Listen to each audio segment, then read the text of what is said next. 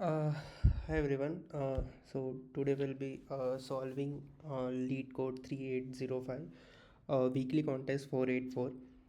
Count ceasefire cipher pairs. So I'll briefly explain what does this pair means.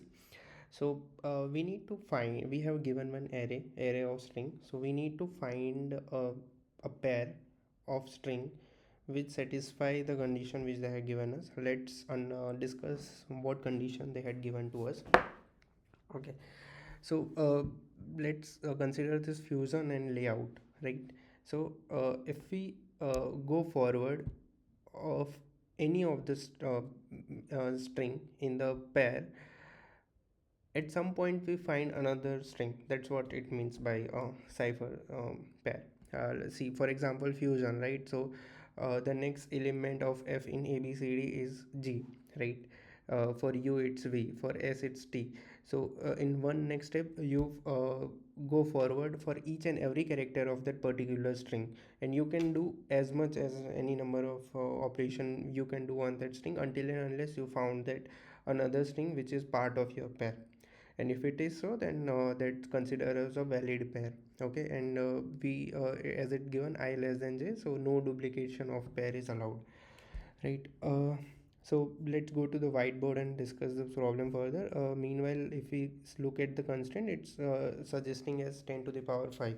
So no kind of generating all the sub array and checking if both the pairs are valid or not.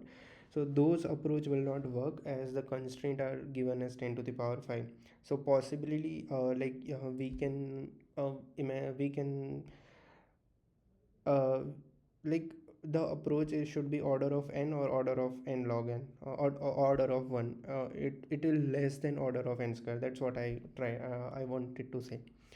So we had given here that counter ceasefire pairs, right? And the fusion and layout. So as we had discussed the problems, so fusion has gone through a 6 junction before it reach out the layout, right? So this is something which we need to do. And can we do some kind of sort of hash function where we'll put both of the string and it will generate the same output? Can we? Okay, so we can do that surely. So for example, let's take a small example, bcd and xyz. Cool. So if we flip xyz a bit further, it will become yza, and a bit further it will become zab, a bit further it will become abc, and a bit further it will become b, c and d, which is exactly which we want, right? But we cannot do this for each and every string. We cannot do the traversal for 26 number of time, and each time after generating the string will compare with other string which in our array, right? It will not be a sufficient solution to pass all the test cases. But one thing which we can do, let's imagine our abcd is not starting with a, it's starting with b, right? So ultimately what will happen, our b will become our a, then our if my assumption is my b is a, then c will be my what it will be my b, right? And same, my d will become c. What I'm trying to say is you shift the abcd by 1 point here. That's what I'm trying to say, right? Now here consider x as your a. Now if you do such kind of logic over here, you will figure out that for xyz, the new string which you had generated, which is an abc, right? Because see, if you treat x as an a, your y will be automatically your b, and your z is automatically your c, right? Now those both string are equal. Now you can say that okay, this is the valid pair, and you'll simply you can increase your answer, right? So this formation which we had did, it's called a canonical string. So let's go to the code which I had written for it. Cool. So we had given a count pair function which where we had given a array of strings.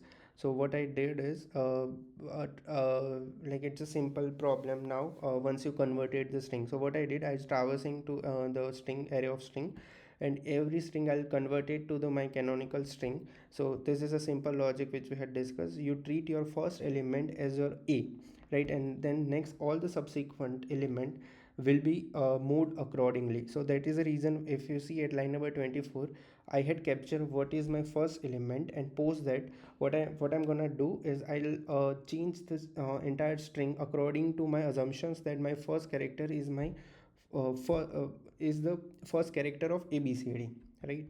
And after that it's a simple, if that string is earlier appear in your map, then you simply like make a pairs. So this is a standard code which we can write. Okay, yeah, cool. Hope you liked it. Thank you.